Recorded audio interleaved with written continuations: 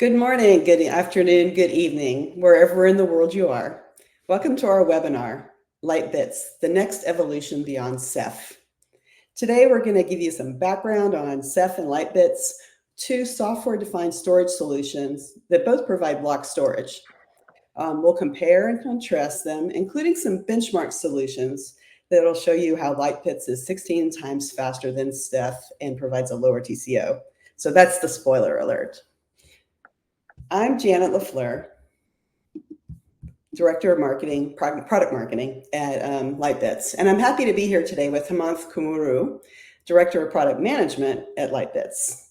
Hemanth has driven the Lightbits product requirements and our roadmap for both the public cloud and on-premises private clouds for over 2 years now. And he has a special focus on bringing the enterprise services that Lightbits provides to any cloud. We've got a full agenda for you today, and we'll answer all your critical questions. We'll start with the basics. So, what exactly do we mean by software-defined storage, and why it's ideal for scaling up cloud-native apps? Then we'll go into how the clustered architectures used by Ceph and Lightbits provide efficient scalability. Then we'll dive into the differences between Ceph and Lightbits, from the core architectural differences to how their NVMe over TCP implementations are different and how that matters, especially with TCO.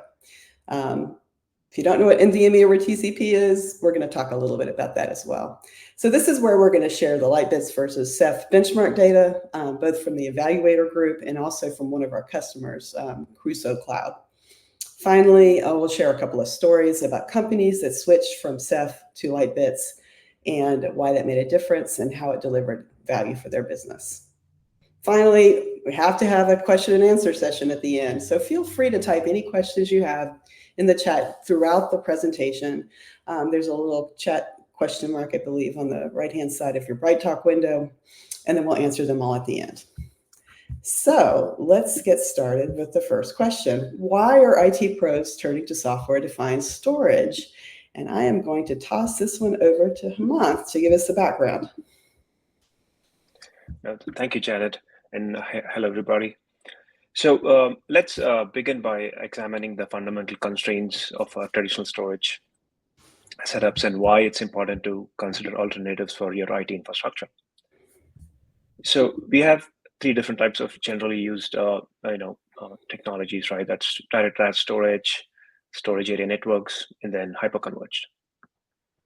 With direct attached storage, it ties applications directly to specific servers and storage, which can lead to underused CPU and storage resources. Also, you have to use application-based replication and recovery options across networks, which can degrade service performance and impacting the overall system efficiency. And when you look at storage area networks, they often rely on proprietary and costly appliances. They require complex and high performance networking setups, which can be expensive and need specialized staff to manage. And mainly SAN environments usually lead to vendor lock-in, reducing flexibility in choosing different technology solutions. And when you look at hyperconverged infrastructure, you often have to scale storage and compute together, which can lead to resource wastage if one grows faster than the other. Also, the design of the hypervisor in HCI can result in inconsistent latency affecting performance.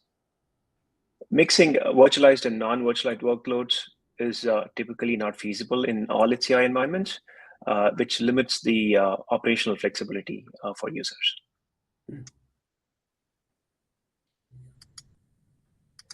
So let's look at some advantages of software-defined and disaggregated storage.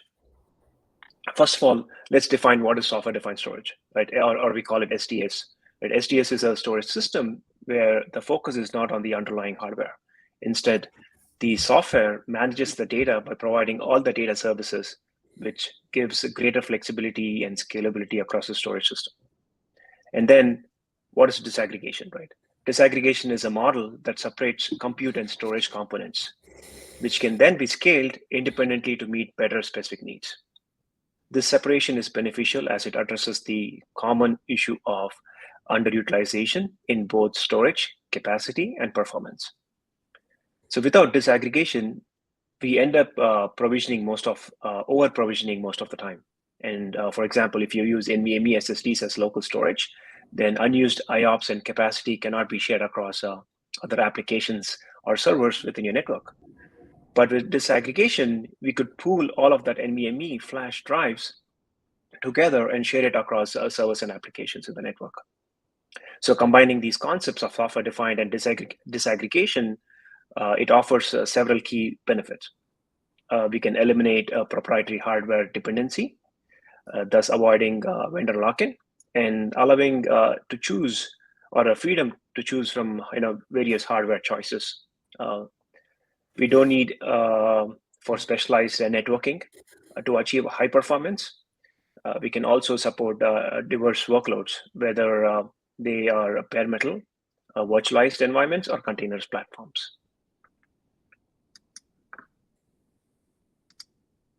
Okay, it's time for our first poll question.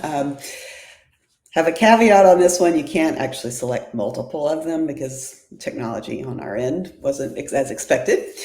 So what I'd like you to do is to just kind of give us some feedback on what is the primary storage architecture that you're in charge of at your IT shop. So are you primarily using direct attached storage? Are you using storage area networks? Are you using hyper-converged infrastructure? Are you using software-defined storage? Or is it mostly public cloud? So I hope the poll has appeared. I don't see it on my screen. There must be even more technical issues.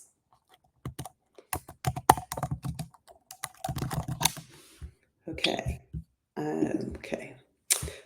Looks like our polls aren't quite working right now. Hopefully that will be corrected before we get to the next poll question. So we're just going to move forward. Actually, give it a second. She just opened it. Okay, so the poll is just opened, and we'll give you another few more seconds. So, when you talk to customers that are turning to Lightbits, what are some of the typical scenarios that they're moving from? Are they moving from a different software-defined storage or DAS? Or tell me some stories about ones that you've worked with while we're waiting for the poll to come in. No, absolutely right. Many of our customers today are either using DAS. They had a lot of unutilized NVMe SSDs that were not, being used efficiently, and they saw the benefit of using disaggregated because with NVMe storage as Lightbits, it gave very equivalent performance gains, and also the efficiencies of using storage around the network. And also there were many customers moving away from vendor lock-in. They wanted software defined and commodity hardware, and that's one of the reasons as well. Okay, so let's okay, good. So Linda, thank you for telling us that you can see the poll. So I think we're ready to close the poll, and if our producer could just close it, then hopefully I'll be able to see the results.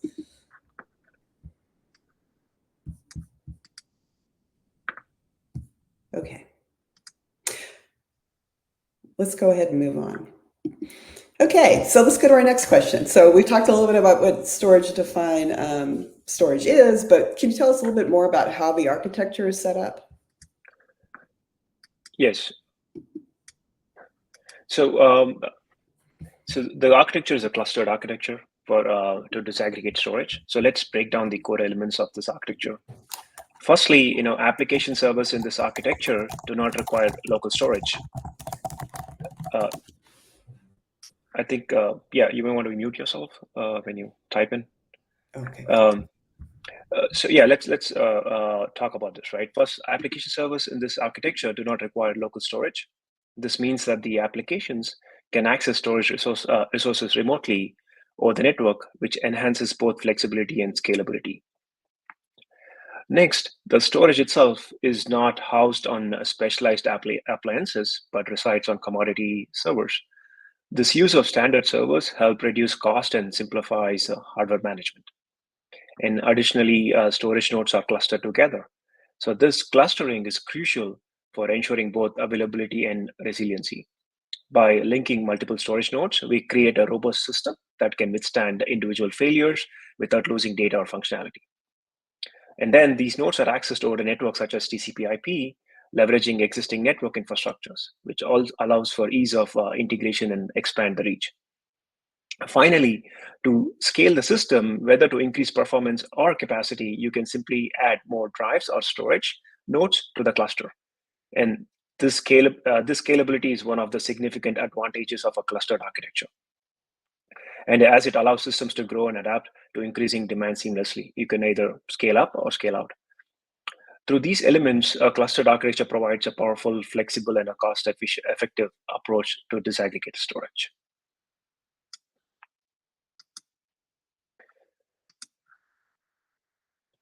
Okay.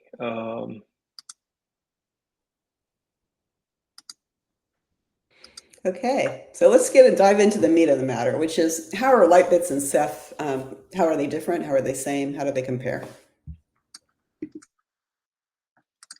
Sure. So let's highlight some core differences to help you understand the unique advantages of each, right? Starting with Ceph. Ceph is a storage solution that supports file, object, and block storage, making it suitable for diverse storage needs. And recently, it has added NVMe or TCP, specifically targeting Linux and VMware environments.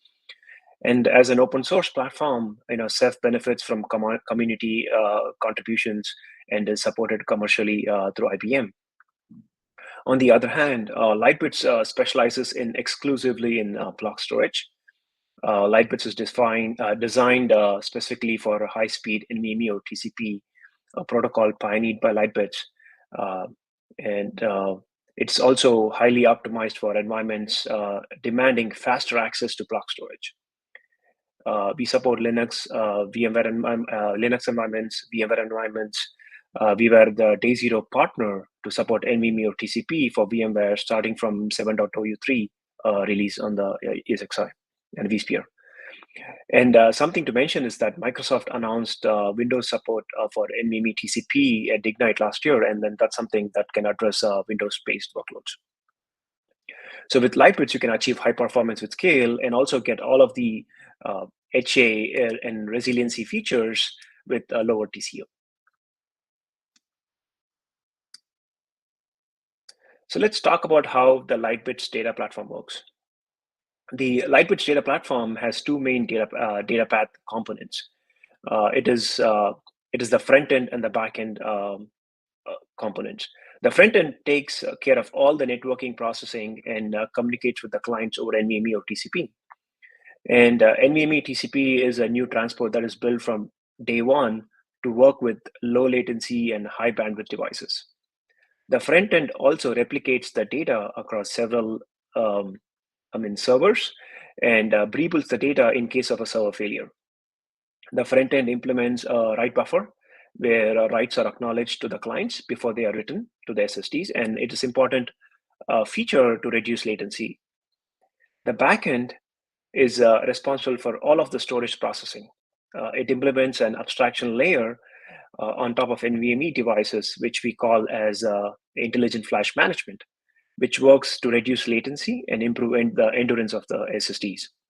It also protects the data from SSD failures and enables thin provisioning, snapshot, clone functionality, and data compression, and all of the data services that you ideally get from a storage system.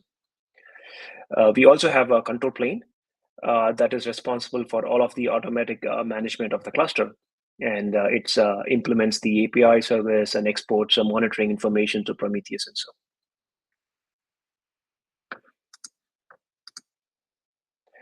on. And also, Lightbits has an extensive support across various platforms, like you see here in the slide, including Kubernetes and OpenShift through the CSI plugin and OpenStack through the Cinder plugin. It also supports VMware environments with NVMe or TCP, ensuring seamless integration into major cloud infrastructure setups today. Lightbits is particularly well suited for IO-intensive applications such as SQL and NoSQL databases, and well as analytics platforms. It provides high IO capabilities and consistent low latency, which is crucial for applications that demand quick data retrieval and processing requirements. Lightbits, from a deployment perspective, Lightbits can be deployed at the edge, public cloud. We are on Amazon and AWS Marketplace today, and also private and hybrid clouds. And also our licensing model is pretty simple and straightforward.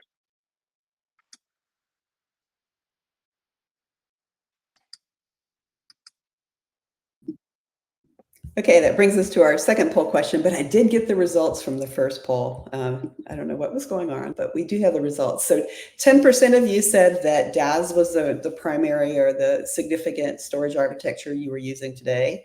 20% said SAN. And I was surprised that there were 60% of you are using some form of software-defined storage, and then 10% said that public cloud was their primary. So those are the results. So let's move to the second poll question. Which of these most accurately describes your cloud strategy? Do you operate primarily in your data center and only use public cloud selectively? Do you consider both on-prem and public cloud equal and then just kind of choose based on the needs of a specific workload? Are you one of those people that unfortunately are repatriating back from the cloud to on-premises? Because often it's because of cost, but maybe other reasons. Or are you really committed to public cloud and using it by default and only on-premises when you have to? So that poll should be open, and we're going to wait till the results come in. I'm going to have my producer just send me the results when she's ready to close and gives me the numbers, and hopefully we can get those quickly. So Hemanth, you've worked both in on-premises and public cloud. What do you find that is the same when you're dealing with both of those? What kind of, do the people that want to go either way have similar needs? Yeah, I mean, yes. So there have been customers who actually completely moved to the public cloud, and we have customers who use public cloud as a DR strategy at times, or a hybrid play, and also on-prem only, right? That some of our customers doesn't want to go to the public cloud at all. They want more control of the data and on-prem in a private cloud. So it's kind of a mix, and depending on how your strategy is built around how you want to protect your data and move your data. Okay. Okay, let's see. What we've got for results are 80% of you say that you operate primarily in your data center and only public cloud selectively, and 20% say that it's more of an equal between public and on-premises. Okay, so let's move on. Performance time. Yeah, so great. So we partnered with the Evaluator Group and conducted a benchmark analysis between Lightbits and Ceph across specific workload profiles. Both the performance of Lightbits and Ceph were evaluated using identical hardware configurations. Our evaluation included testing of maximum IOPS using random 4KB with 100% reach. And since many databases and applications rely on writes and use large block sizes, we extend our examination to use 8K block size with an 80% read and 20% write mix. And as expected, the introduction of writes resulted in a decline in IOPS due to the replication overhead. We saw that Lightbits significantly outperformed Ceph in both scenarios. With a 4KB block size, Lightbits demonstrated a remarkable 12.5x advantage, while the 8K workload, it surpassed Ceph by over almost 4x times. While 4K read operations can occur, 4K write operations are quite often used for databases like logging operations, and Lightbits nearly providing 17x better performance than Ceph. The takeaway here is performance translates to TCO and cost. So you'll need less hardware with Lightbits when compared to Ceph to get them, get equal or more performance. We also did some significantly, testing on the bandwidth side, and where the data showed that Lightbits significantly outperformed Ceph for all workloads tested using identical hardware. With testing performed using workloads running as containers in an OpenShift Kubernetes environment. The table that you see here is the results when you use NVMe SSDs for small block and bigger block sizes. And Lightbits has a clear advantage for all different types of writes and reads. You can check out the white paper on our Lightbits website for more information. So here is another example of one of our customers, Crusoe AI Cloud. Crusoe Cloud evaluated several storage options in the early days when they were evaluating storage, including Ceph. And all tests were done on similar hardware setup. The results were clear. Lightbits performed, I would say, better than all of the storage options at the time, including Ceph, particularly in terms of IOPS and latency. Lightbits demonstrated up to 4 times better performance in bandwidth compared to Ceph. Moreover, as the workloads increased, Lightbits not only scaled its IOPS effectively, but also maintained low latency consistently under 500 microseconds. Compared to Ceph, where the latencies exceeded 2.5 milliseconds under similar conditions. So for Crusoe Cloud, using Lightbits means their AI workloads from data pre-processing to real-time inferencing benefit from lower and more stable latency and higher throughput and linear scalability. So these qualities makes Lightbits a great choice for optimizing performance in AI environments for this customer.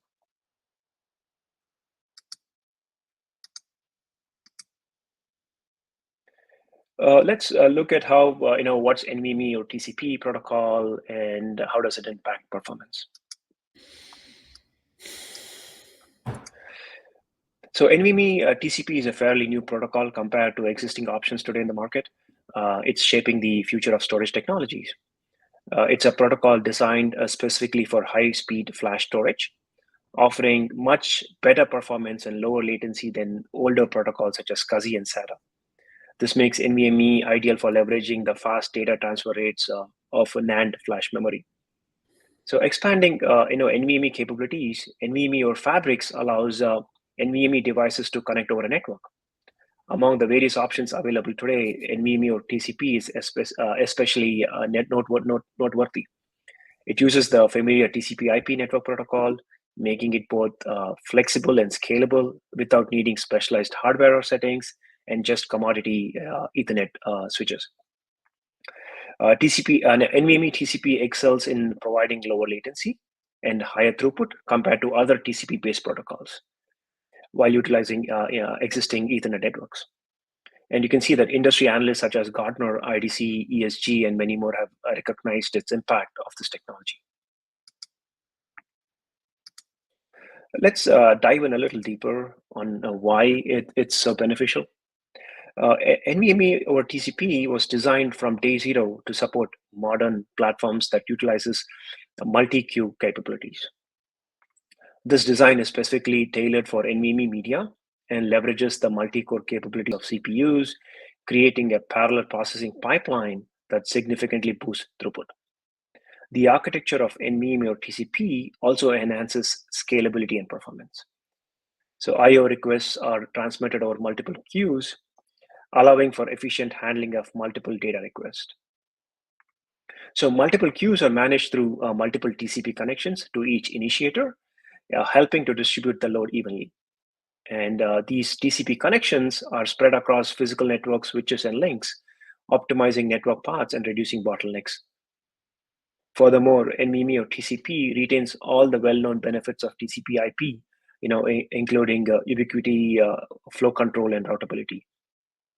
And it also supports, NIC aggregation techniques such as LACP and adaptive load balancing to enhance the network resiliency and performance.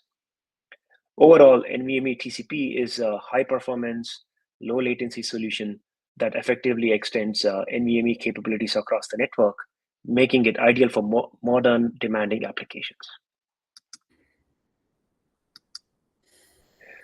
So when you compare to Ceph's way of implementing NVMe or TCP, Ceph has introduced support for block-level access through a NVMe or Fabrics gateway, which is currently in technology preview stage. This setup mainly supports Linux and VMware clients initially. This gateway acts as an intermediary between the clients and the storage cluster.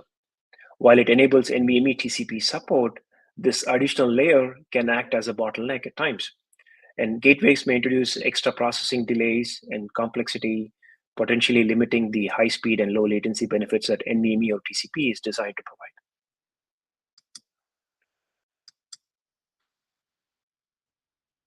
provide. Okay, it's time for our third poll question.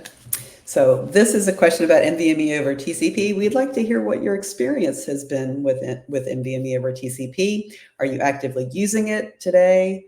Have you tested it but aren't really haven't really deployed it at scale? Have you considered it, or you haven't even investigated it? So let's see how that's coming about. Okay. Okay, so the answers are starting to come in.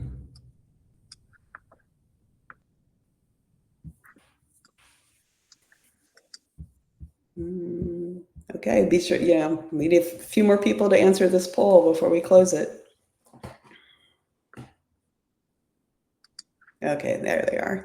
It looks like it's pretty even between people who are actively using it, so a third of the answers, people who have considered it. Oh, now more coming in. I spoke too soon.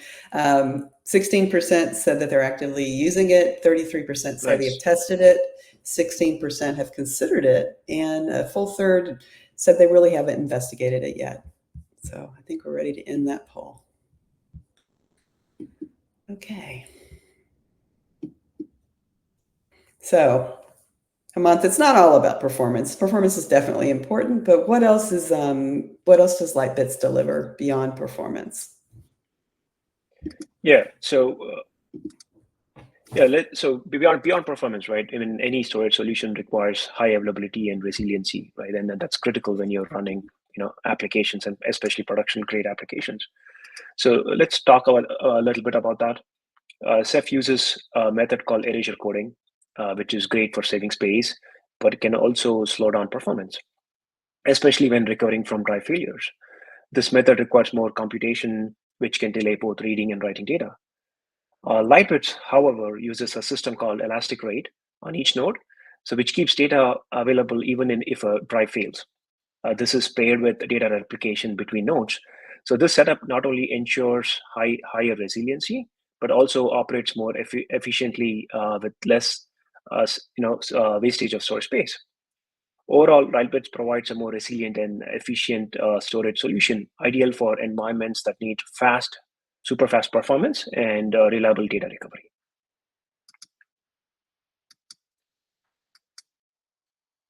So going a little deep dive, I know comparing our testing, there is Lightbits gives a better efficiency with lower TCO. And when you look at the complexity, right, there's always a cost associated when adding servers to your storage infrastructure, and managing them is also complex because as your infrastructure grows, the management overhead and burden also increases. So so you want to maximize the performance that you get per each node or server for reduce, and also the cost associated to it. You want to reduce it. For instance, in our testing and performance benchmarks that we did with the evaluator group, we saw that the 8 KB block size and 80% reach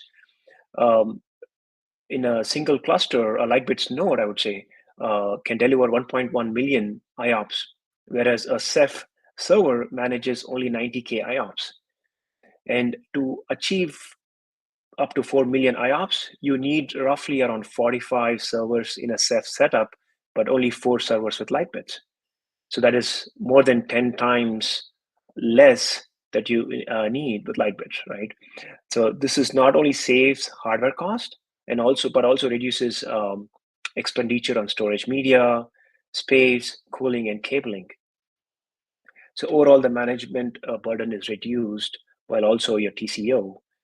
So choosing Lightbits can lead to substantial savings in infrastructure cost and drastic reduction in TCO, while you don't have to compromise on performance.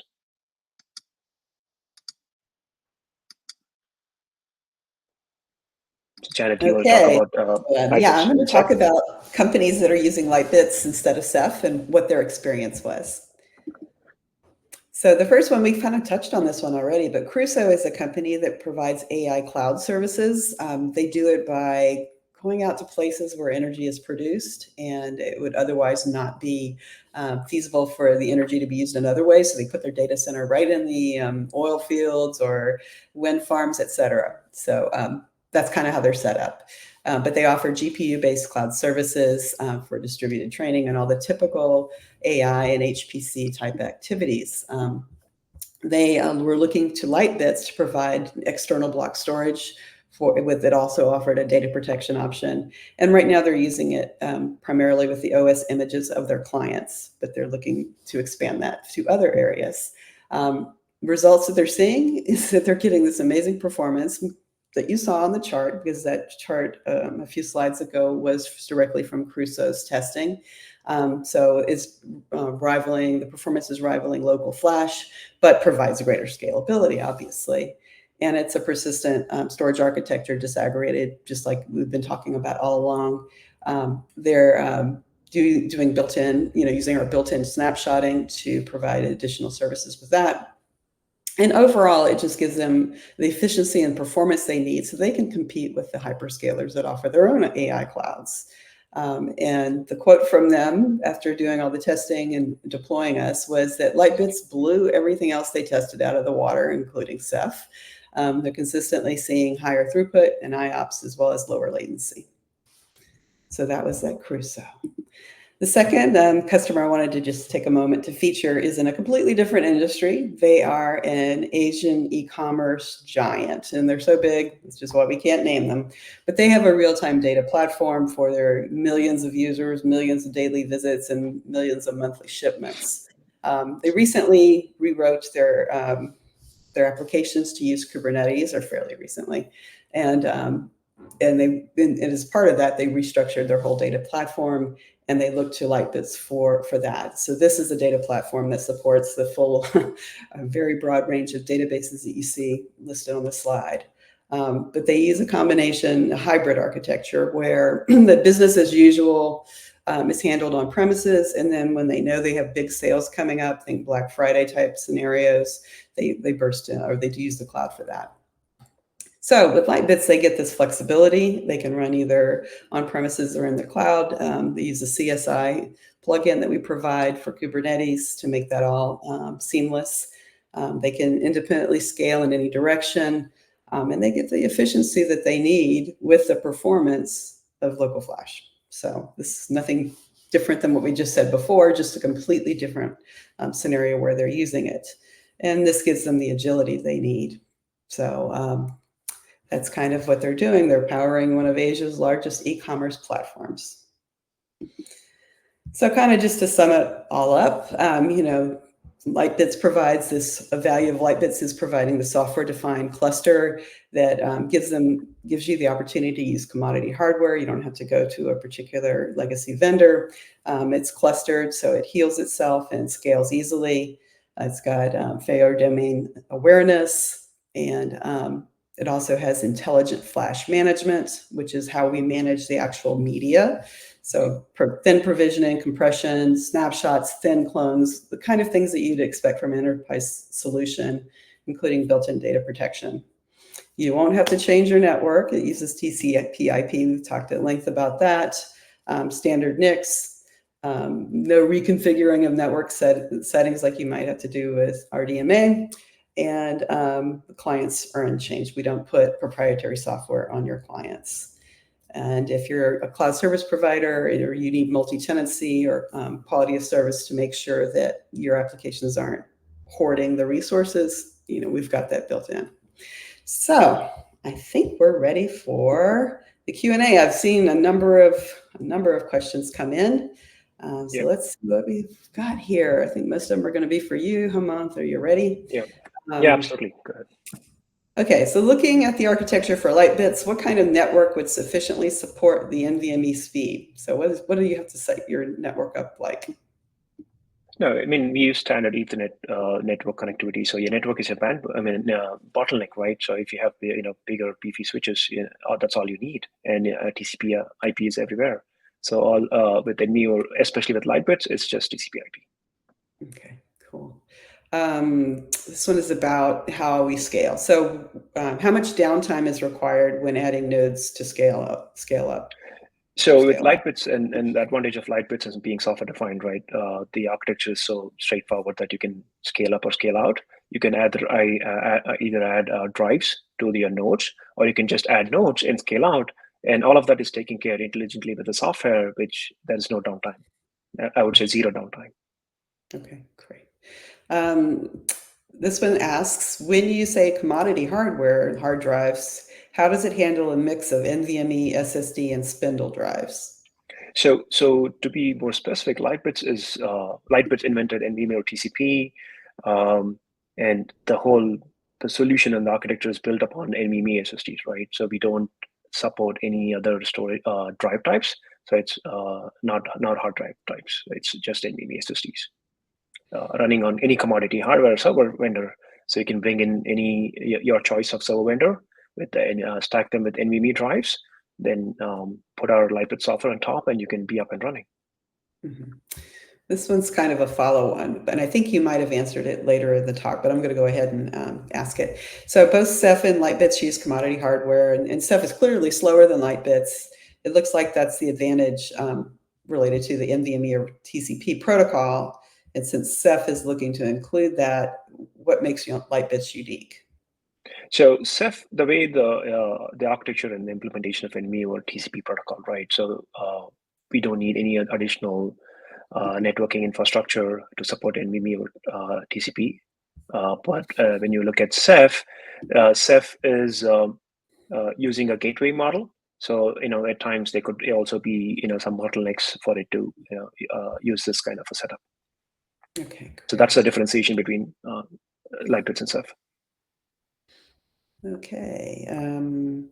I see that Ceph and Lightbits really serves different purposes. How does Lightbits compare to DAS? I think it's DAS.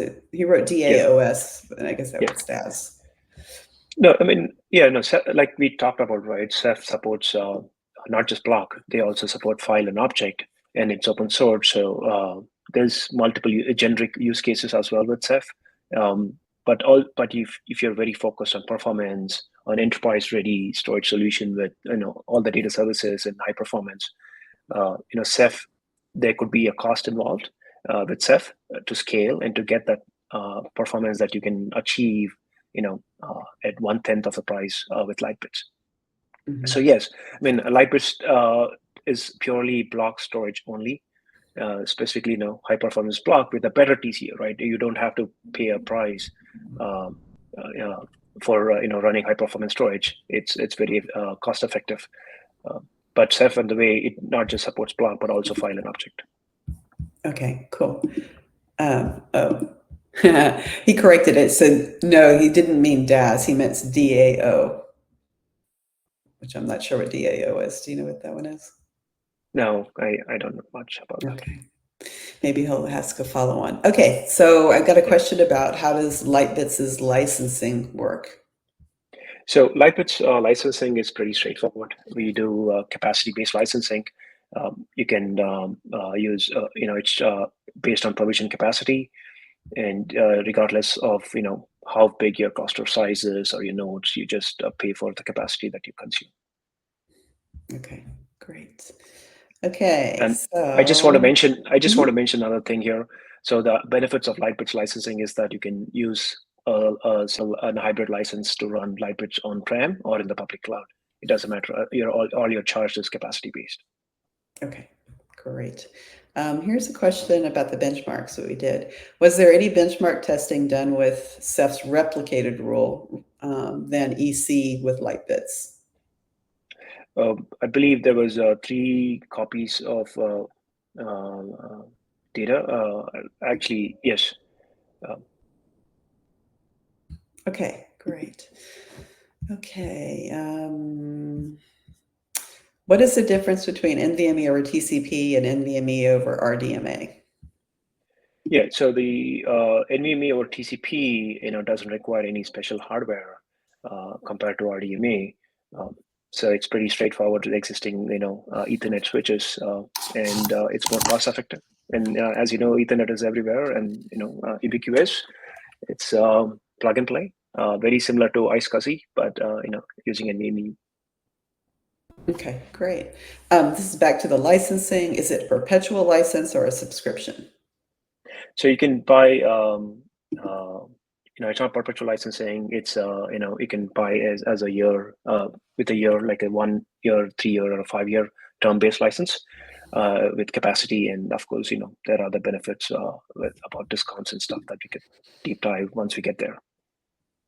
Okay, and then this is a follow-on to the upgrade process. Can you describe how the upgrade actually works? You said no downtime. So we have something called auto upgrades. So you can, it does in a rolling fashion. Each node at a time is upgraded and then move on to the next node and commit at the end. Okay, great. Okay, I think we're pretty much done with what we are going to answer today, but I wanted to thank everyone for attending, and notice that we included 2 QR codes, one for the white paper, which goes a little bit more into depth about this same topic of Lightbits versus Ceph. And then lastly, if you want to schedule a conversation with Lightbits, we'd love to talk about how it could work in your particular environment to meet your particular needs. So a 30-minute or whatever conversation would be great. Use that QR code to schedule a meeting with us. So good afternoon, good evening, and goodbye to everyone, and thank you. Thank you so much.